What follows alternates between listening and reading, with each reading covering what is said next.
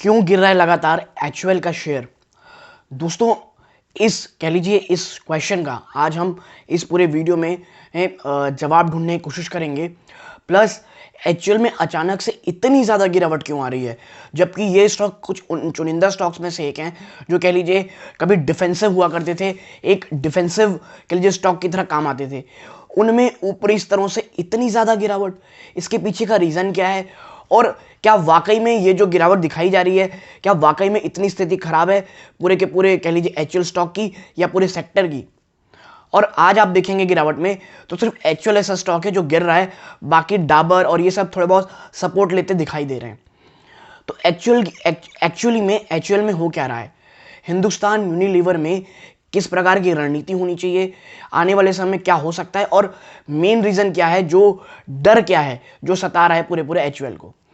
इन तमाम सवालों के दोस्तों आज जवाब ढूंढने की कोशिश करेंगे। नमस्कार दोस्तों, मेरा नाम है अमिताभ मिश्रा और आज बात करने वाला हूं मैं एचयूएल पे। दोस्तों देखिए, सबसे पहले बात समझिए एचयूएल में इतनी बड़ी गिरावट हो क्यों रही है। इसका सबसे पहला क्वेश्चन और सबसे सिंपल क्वेश्चन है प्रीमियम वैल्यूएशन। ये स्टॉक इतने ज़्यादा प्रीमियम वैल्यूएशन में ट्रेड कर रहे थे, इतने ज़्यादा कि जो थोड़ी भी नेगेटिविटी आ रही है, और अब तो थोड़ी से बहुत ज़्यादा नेगेटिविटी आ रही है, जिस कारण इस स्टॉक को इतना ज़्यादा पीटा जा रहा है और गिरावट इतनी ज़्यादा सीवियर हो गई है। मैं अगर आपको देख के बताऊं, अगर मैं पिछले सिर्फ एक महीने की बात करूं तो ये स्टॉक दोस्तों ऊपरी स्तरों से लगभग मान के चलिए 17% टूट चुका है। ऊपरी स्तरों से 17% एचयूएल जैसा स्टॉक नीचे आ चुका है। तो क्या सिर्फ प्रीमियम वैल्यूएशन ही गिरावट का कह लीजिए रीजन है बड़ा? देखिए दोस्तों, एक बड़ा रीजन तो वैल्यूएशन है, ठीक है। प्रीमियम वैल्यूएशन इसे मिली हुई थी, जिस कारण अब जो एक प्रीमियम था वो टूटता हुआ दिखाई दे रहा है और वो चीज डिस्काउंटेड होते दिखाई दे रही है इसके शेयर प्राइस में। दूसरा रीजन क्या है? दूसरा रीजन है जो सबसे ज्यादा विजिबल है दोस्तों, वो है सिर्फ एक चीज, क्रूड ऑयल। दोस्तों, ये जो क्रूड ऑयल रहता है ना, ये एक डायबिटीज की तरह है। मैं आपको बता दूं, जो डायबिटीज बीमारी होती है, कहा जाता है डायबिटीज सभी बीमारियों का जड़ होता है। आपको डायबिटीज हो गई तो उसके कारण आपको बहुत सारी अलग अलग प्रॉब्लम्स आनी शुरू हो जाती हैं। और मुझे लगता है क्रूड ऑयल के बढ़ते दाम, खासकर जिन स्तरों पे अभी वो ट्रेड कर रहा है, वो पूरी इकोनॉमी के लिए एक डायबिटीज की तरह है दोस्तों। ऐसा इसलिए बोल रहा हूं मैं आपको क्योंकि देखिए, इस कारण जो इन्फ्लेशन है, जो ऑलरेडी इतना ज़्यादा था दोस्तों, इनपुट कॉस्ट इतना ज़्यादा था, उस कारण इतना कह लीजिए इनमें इन्फ्लेशन था, इनपुट कॉस्ट बढ़ा था, मार्जिन्स में कमी आ रही थी। वो तो आप याद रखिए, एचयूएल जैसी कंपनी है जो इतना एग्रेसिव होकर अपने प्राइस बढ़ा रही है। आप देखिए पिछले एक महीने में दूसरी बार उन्होंने वापस से अपने प्राइस इंक्रीज किए। और प्राइस इंक्रीज से ज़्यादा मैं आपको बता दूं, जिन सेगमेंट्स में उन्होंने किए, जो प्रोडक्ट्स में, वो इतना क्लेवरली इन्होंने किया है कि मैं इसीलिए कहता हूं आपको, अगर आप एक कंज्यूमर हैं तो आपको एचयूएल के प्रोडक्ट से कभी कभी परेशानी हो सकती है, क्योंकि ये दाम बड़े अच्छे से बढ़ाते हैं, लेकिन एज अ शेयर होल्डर ये काफ़ी अच्छी चीज़ें होती हैं। आपको अगर मैं एचयूएल की प्राइस लिस्ट की लिस्ट दिखाऊं आपको, जो बढ़ाई है उन्होंने देखिए सबसे ज़्यादा क्या क्या सीजन आ रहा है दोस्तों, गर्मी आ रही है। इन्होंने लक्स में अपना बढ़ा लिया है मार्जिन, कह लीजिए प्राइजेस। इन्होंने हॉर्लिक्स में प्राइस बढ़ाए हैं, इन्होंने डब में प्राइस बढ़ाए हैं। डव में तो काफ़ी कम बढ़ाएं, लेकिन क्योंकि देखिए ऑलरेडी बहुत प्रीमियम प्रोडक्ट है दोस्तों, मार्जिन बहुत ज़्यादा होते हैं, इसलिए थोड़ा सा प्राइस इंक्रीज भी इनको काफ़ी अच्छा कह लीजिए आप स्टेबिलिटी देता है इनके मार्जिन में। तो ये तो बात हुई मार्जिन बढ़ाने की, लेकिन हम बात कर रहे थे यहाँ पे क्रूड ऑयल की। देखिए, जो क्रूड ऑयल अब बढ़ रहा है, इनके सारे प्रोडक्ट्स जो है दोस्तों, चाहे वो साबुन हो, खाने का तेल हो, चाहे ब्यूटी प्रोडक्ट्स हो, इन सभी चीज़ों में एक कह लीजिए बहुत ज़्यादा इन्फ्लेशन की मार पड़ने वाली है, ठीक है। इन्फ्लेशन बहुत ज़बरदस्त इनके इनपुट कॉस्ट बढ़ाएगा, और जो ऑलरेडी आप कह लीजिए जो इनके मार्जिन में कह लीजिए बहुत ज़्यादा प्रॉब्लम आ रही थी, प्लस ट्रांसपोर्टेशन कॉस्ट इनका बहुत ज़्यादा बढ़ने वाला है। इन्फ्लेशन के कारण इनके एम्प्लॉय कॉस्ट वो भी आपको बढ़ाने पड़ेंगे। अगर आपको एक अच्छे एम्प्लॉयज़ चाहिए जो आपकी कंपनी में लंबे समय तक रहें, मैं आपको बता रहा हूँ, आपको एम्प्लॉय को खुश रखना पड़ेगा। और जिस तरह से इन्फ्लेशन अब रॉकेट बनने वाला है, आपको एम्प्लॉय कॉस्ट भी आपके बहुत अच्छे तरीके से, मैं कहूँगा बहुत तेज़ी से अब बढ़ने वाले हैं। और तीसरा जो सबसे बड़ा प्रॉब्लम है, और ये चाहे ये भी क्रूड ऑयल से ही रिलेटेड है दोस्तों। जैसे मैं हमेशा कहता हूँ, क्रूड ऑयल के दाम बढ़ना एक डायबिटीज़ की तरह है। लेकिन तीसरा मैं इसे अलग सेक्शन में से ले रखा हूँ कि इसे अच्छे से इलेबोरेट कर सकूँ, समझा सकूँ। तीसरा है दोस्तों रूरल डिमांड का ना बढ़ना। देखिए मैं आपको बता दूं, भारत में जितनी कह लीजिए अभी एफएमसीजी कंपनीज है ना, इनको रूरल डिमांड से सबसे ज़्यादा बेनिफिट होता है अगर रूरल डिमांड बढ़ रहा है। क्योंकि देखिए जो हमारे यहाँ जो अर्बन इंडिया है हमारा, अगर उस समय इन्फ्लेशन बढ़ता है तो उन्हें उतना फर्क नहीं पड़ता दोस्तों।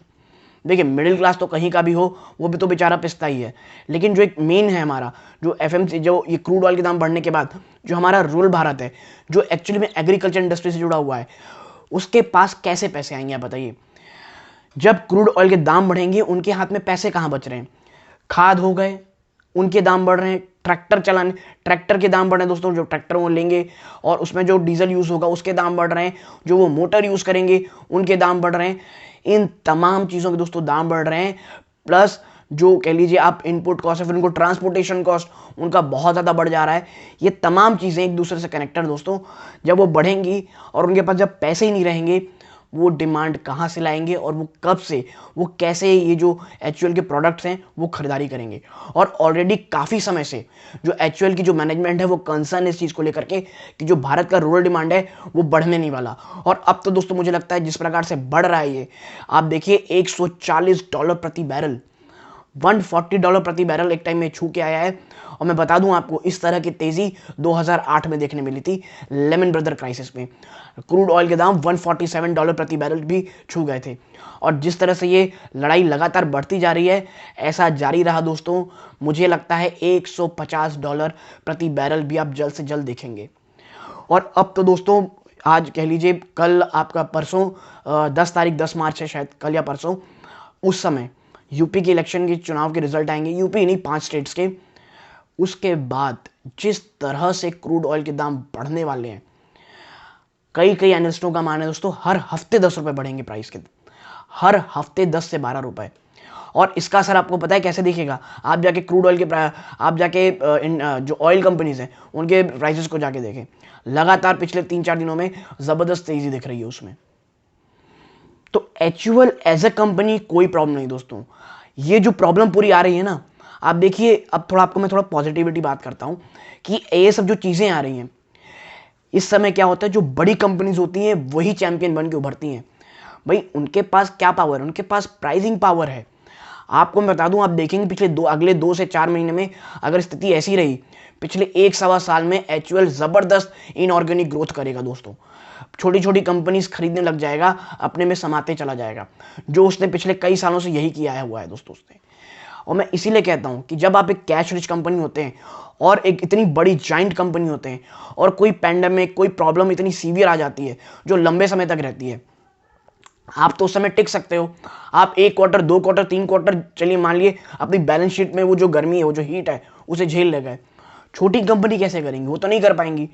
वही समय होता है जब ये बड़ी कंपनियां उन्हें खरीद लेती हैं और उनका मार्केट शेयर बूम करता है दोस्तों। और अक्सर आप सुनते होंगे, कहते होंगे कि अमीर और अमीर होते जा रहे हैं। वो रीज़न यही है दोस्तों, वो है कैश पावर।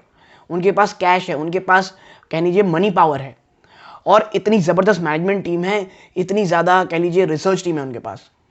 और आप देखेंगे अब नए नए इनिशिएटिव्स लेने भी शुरू कर देंगे एचयूएल कंपनीज। ये जितनी एफएमसीजी कंपनियां हैं या बैंकिंग कंपनीज हैं, अब वो नए नए तरीके से अपने आप को पेश करेंगे। अब आप देखेंगे उनके एडवर्टाइजमेंट्स आपको ज़्यादा दिखने लगेंगे दोस्तों, क्योंकि यही समय है ज़्यादा एडवर्टाइजमेंट दिखाने का। अचानक से एडवर्टाइजमेंट स्पेंडिंग ज़्यादा हो जाएगी, नए नए इनिशिएटिव लाए जाएंगे, नए नए ट्रेंड चला जाएंगे कह लीजिए सोशल मीडिया पे, ट्विटर पे। तो देखिए यही रीज़न है कि अभी प्रॉब्लम्स हैं और ये काफ़ी लंबे समय तक रहेंगी, और यही कारण है, यही सब चीज़ को डिस्काउंट कर रहा है इसका शेयर प्राइस। आज 1900 में सपोर्ट लेते हुए कोशिश कर रहा है, जब मैं वीडियो बना रहा हूँ लगभग 2 बज रहे हैं दोस्तों अभी। तो यही मैं कह रहा हूँ, अगर आज 1900 पे टूटता है, मैं कहूँगा ये काफ़ी प्रॉब्लमेटिक रहेगा और गिरावट और होगी। क्या खरीदारी करनी चाहिए, द बिग क्वेश्चन। एचयूएल के लिए हमेशा हाँ, ऑलवेज यस इन एचयूएल। बस मैं एक ही बात कहूँगा, ये जो प्राइस चल रहे हैं दोस्तों, ये लॉन्ग टर्म के लिए बहुत अच्छे हैं।